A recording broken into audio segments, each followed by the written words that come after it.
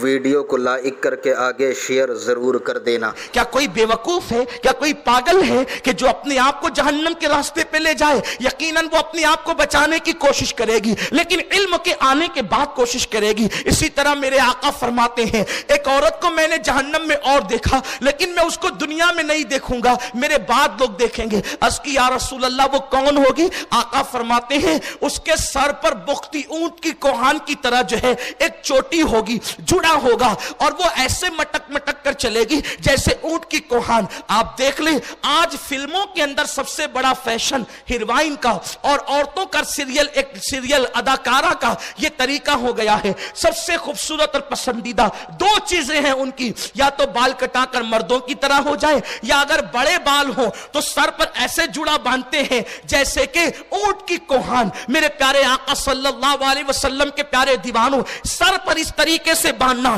کہ جیسے اونٹ کی کوہان، اور اس کے بعد مٹک مٹک کر اتنا اتنا کر کے چلنا۔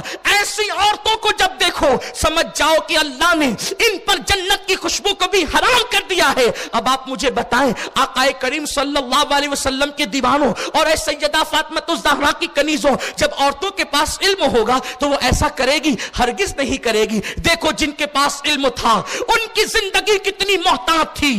آج قوم کی بچیاں اپنے کانوں میں ایئر فون لگا کر کے گانے سن رہی ہے، رستہ چلتی ہے تو لمبی لمبی گفتگو کرتی ہے۔ میں صرف یہ پوچھنا چاہتا ہوں، مجھے اس سے کوئی غرض نہیں کون کس سے بات کرتا ہے اور کیا بات کرتا ہے، اور مجھے اس کا حق بھی نہیں ہے، لیکن میں یہ ضرور پوچھنا چاہوں گا اس لیے کہ قوم کی بیٹی، اس مسلمان کی بیٹی صرف اپنے باپ کی نہیں بلکہ پوری قوم کی بیٹی ہوتی ہے۔ میں قوم کی بیٹیوں سے پوچھنا چاہتا ہوں گھر سے نکل کر کے کالج جانے تک کے اتنی لمبی گفتگو وہ کس سے کرتی ہے؟ اس لیے کہ وہ تو گھر سے نکل چکی ہے، بھائی سے مل کر نکل چکی ہے، ماں سے مل کر نکل چکی ہے، پوری رات اس نے ماں باپ کے ساتھ، بھائی بہنوں کے ساتھ گزارا ہے۔ اب آدھی اور پون گھنٹے کی گفتگو گھر سے کالج کے دروازے تک کس سے کی جا رہی ہے؟ گھر سے لے کر کے مدرسے کی دہلیز تک کس سے کی جا رہی ہے؟ میرے پیارے آقا علیہ السلام کے پیارے دیوانوں، یہ چیز تمہیں دعوت فکر دے رہی ہے کہ قوم کی بیٹیوں کے پاس علم نہیں،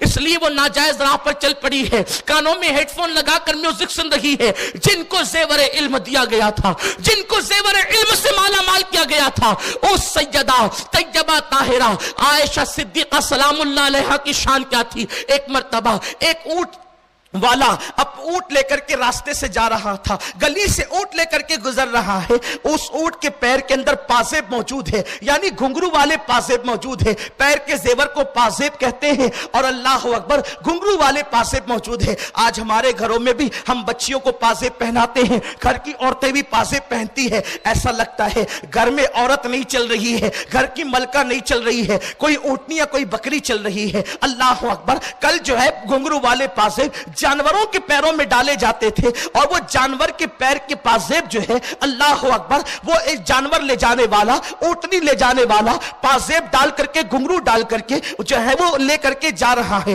ام المومنین عائشہ صدیقہ سلام اللہ علیہا وہ کہتی ہے اپنی کنیز سے کہ اس اونٹنی والے سے کہہ دو کہ اونٹنی کو روک دے، اور اونٹنی کو روکنے کے بعد فرمایا اس سے کہنا کہ گھنگرو اتار لے، پازیب سے گھنگرو نکال دے۔ اللہ اکبر، کنیز نے گئی اور جانے کے بعد کہا کہ ام المومنین حکم فرماتی ہے کہ آپ اپنی اونٹنی کو روک دیں اور اس کے پیروں سے گھنگرو والے پازیب نکال دیں۔ اللہ اکبر، جب پازیب نکال تو دیے، لیکن اونٹ کا مالک آ کر کے کہتا ہے، اونٹنی کا مالک آ کر کے کہتا ہے ام المومنین یہ تو بتائیں کیا جانوروں پر بھی اب شریعت کا حکم لگنے لگا ہے؟ اللہ کے حبیب نے تو جانوروں پر شریعت کا قانون نافذ نہیں کیا، پھر آپ جانوروں پر شریعت کا قانون کیوں نافذ فرماتی ہیں؟ ام المومنین نے فرمایا جانوروں پر قانون شریعت میں نافذ نہیں کر رہی ہوں، میں اپنے آپ کی بات کر رہی ہوں۔ یہ اونٹنی کے لیے پازیب پہننا جائز اور ناجائز دوسری بات ہے، لیکن اس کے گھنگرو کی جو آواز اس کے چلنے کی وجہ سے نکلتی ہے